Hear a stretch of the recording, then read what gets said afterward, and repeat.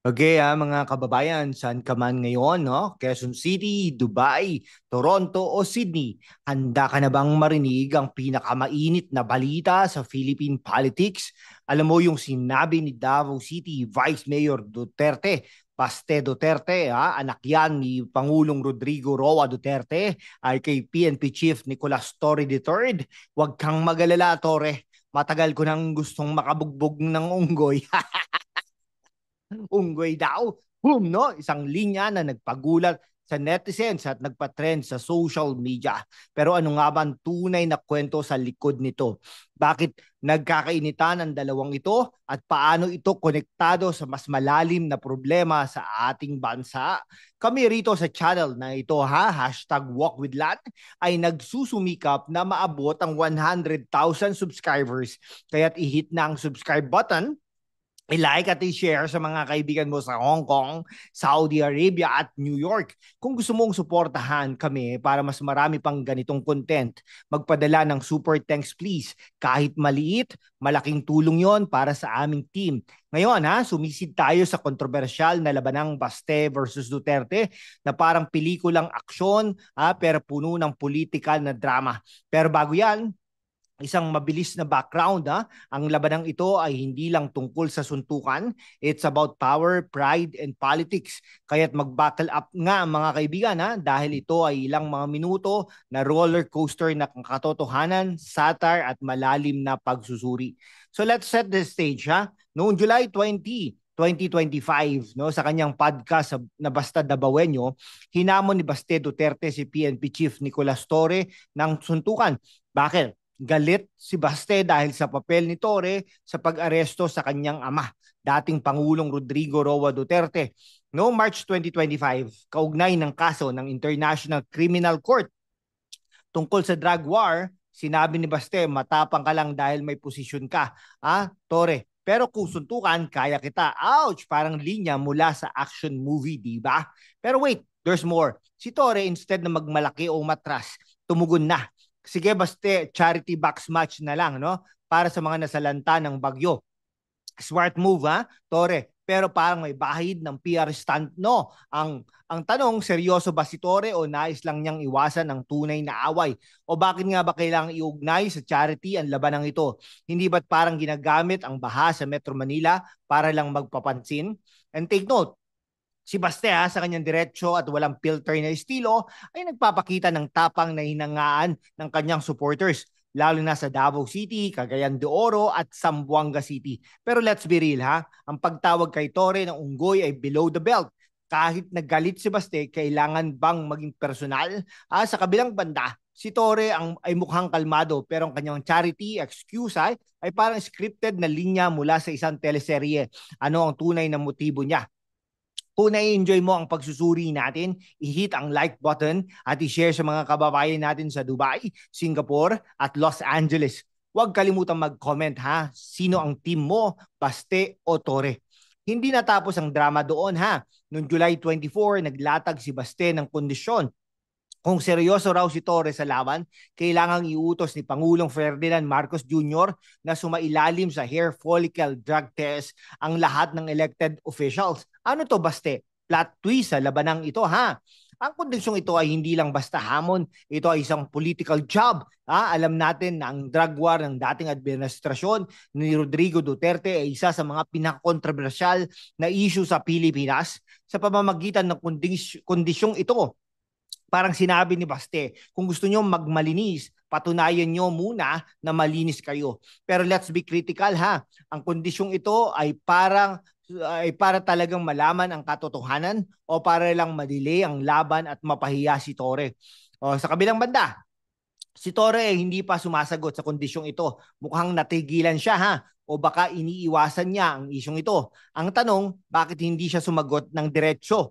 Takot ba siyang maipit sa sarili niyang laro? O baka naman mas malalim na dahilan kung bakit tahimik ang kampo niya? Okay, and take note and take natin, si Baste ay nanalo sa round na ito dahil sa kanyang strategic move. Pero mga kaibigan, hindi ito tungkol lang sa suntukan. Ito ay tungkol sa power dynamics. Si Baste ay gumagamit ng kanyang plataforma para ipakita na hindi siya natatakot. Habang si Torre ay parang naglalaro ng chess, hindi boxing. Isipin nyo mga kababayan ha, parang pelikula ito. Si Baste, ang underdog na puno ng tapang, laban kay Torre, ang veteranong general na may posisyon pero mukhang natitigilan. Sino ang mananalo? No? Sabihin mo yan sa comment section at i-share sa mga kaibigan mo sa Riyadh at Vancouver. Okay, ngayon let's zoom out ha. Bakit nga ba ganito kainit ang labanang ito? Ang sagot ha, politika at personal na away. Si Torre bilang dating CIDG chief ay nanguna sa pag-aresto kay dating Pangulong Rodrigo Roa Duterte dahil sa ICC warrant para kay Baste. Ito ay hindi lang tungkol sa trabaho ni Torre, ito ay personal. Ang pamilyang Duterte ay kilala sa kanilang loyalty sa isa't isa. Ang pag-aresto kay Digong ha, ay parang paghamon sa buong angkan. Pero teka, let's look at Torres side. Bilang PNP chief ha, si Torre ay may tungkulin na ipatubad ang batas. Ang pag-aresto kay Rodrigo Duterte ay bahagi ng kanyang trabaho, lalo na't may international pressure mula sa ICC. Pero ang tanong, was it really just about duty or was Torre trying to score political points? Ang kanyang mabilis na promosyon mula CIDG chief tungo sa PNP chief ay nagdulot ng duda kay Baste na sinabing hindi ito base sa merito. At ito pa, ang timing na labanang ito ay kasabay ng mga bagyo at baha sa Metro Manila. Si Torre gumagamit ng charity angle para gawing positibo ang kanyang imahe. Pero si Baste ay tinawag itong pagpapansin. Sino ang tama? Antig natin ha, pareho silang may agenda. Si Baste gustong ipakita na siya ang boses ng mga Dutertista.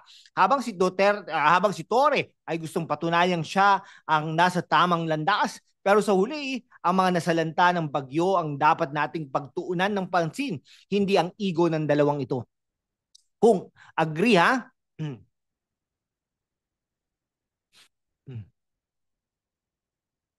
okay, kung agree kayo sa analysis natin, mag-subscribe na at magpadala ng super thanks para sa mga kababayan natin sa Japan, Qatar at Australia. Tulungan yung maabot ang 100,000 subscribers natin. Ngayon, magpapasaya tayo ng kaunti. Isipin natin kung magkakatotoo ang boxing match na ito sa Rizal Memorial Coliseum, ano kaya ang mangyayari ha? Si Baste, 37 years old, ha? Malakas at puno ng energy laban kay Torre, 54 years old, na mukhang may experience sa boxing pero medyo rusty na. Hala, parang Pacquiao versus Tito sa Senate ha. Round 1.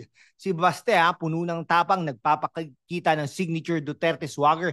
Torre, unggoy ka, sabi niya habang nagpapogi sa crowd. Si Torre naman, kalmado pero may smirk ha, parang sinasabing, Baste, sa PNP gym pa lang, ubus na stamina mo.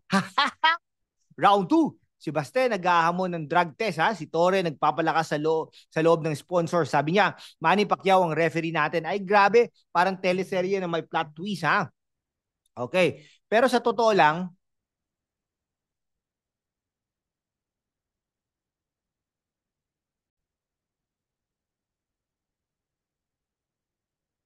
okay pero sa totoo lang, itong laban ng ito ay hindi tungkol sa suntukan.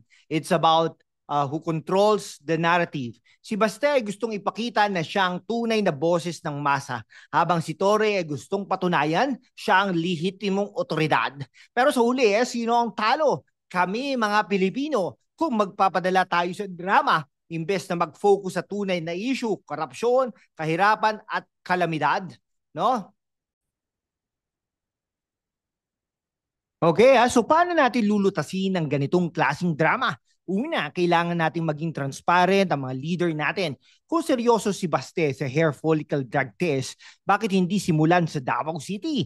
At si Torre kung gusto niyang maging charity ang laban, bakit hindi direktang mag-donate sa mga nasalanta ng bagyo imbis na gumawa ng palabas? Pangalawa, kailangan mag-focus tayo sa mas malalaking issue ha. Alimbawa, habang nag-aaway si Baste at Torre, may 13.56 million households na ngayon ang may internet access pero 48.8% lang ang konektado. Paano natin magagamit ang teknolohiyang ito para iangat ang edukasyon at kabuhayan ng mga Pilipino? At habang nagbabangayan sila, ang inflation at mababang sahod ang tunay na kalaban ng mga OFW sa Dubai, Singapore at Canada. Ang take natin ha, si Baste ay may punto sa kanyang galit pero kailangan maging mas produktibo. Ang kanyang approach si Torre naman ay may responsibilidad bilang PNP chief na maging mas transparent at hindi gumamit ng drama para sa PR. Sa huli, kami ang magdidesisyon kung sino ang tunay na panalo sa pamamagitan ng ating boto at boses. Kung gusto mong marinig pa ang ganitong klaseng pagsusuri, isubscribe na ang channel natin. Mag-comment sa baba, anong mas mahalaga, suntukan o solusyon? At para sa mga kababayan natin sa London, Jeddah at Melbourne, pagpadala ng super thanks please para tuloy-tuloy ang content natin. So mga kababayan, ano ang natutunan natin? Ang laban ng Baste versus Duterte ay hindi lang tungkol sa suntukan, ito ay tungkol sa politika, poder at kung paano ginagamit ang mga issue para sa personal na agenda. Si Baste ay nagpapakita ng tapang at hinangaan ng marami, lalo na mga Dutertitista sa Davao, General Santos at Bacolod. Pero ang kanyang unggoy comment ay nagpapakita rin ng kanyang emosyonal na approach na maaring maging hadlang sa mas malalim na solusyon. Si Tory naman habang sinusubukang gawing positibo ang sitwasyon sa pamamagitan ng charity ay mukhang nahihirapang sagutin ang hamon na Baste ng diretso. Sa huli, ang tunay na laban ay hindi sa boxing ring kundi sa ating lipunan. Kailangan magtulungan tayo mula Quezon City hanggang Abu Dhabi para tugunan ang mga tunay na problema, kahirapan, korupsyon at kalamidad. Kaya't mag-subscribe na, i-like at i-share ang video na ito sa mga kaibigan mo sa Hong Kong, Qatar at New York. Magpadala rin ng super thanks please para suportahan ang aming layunin na maabot ang 100,000 subscribers. Kaya't kami magpapatuloy sa pagbibigay ng katotohanan, ngumiti man o magmalaki. Salamat sa panonood mga kababayan at hanggang sa susunod na laban, mabuhay ang Pilipinas!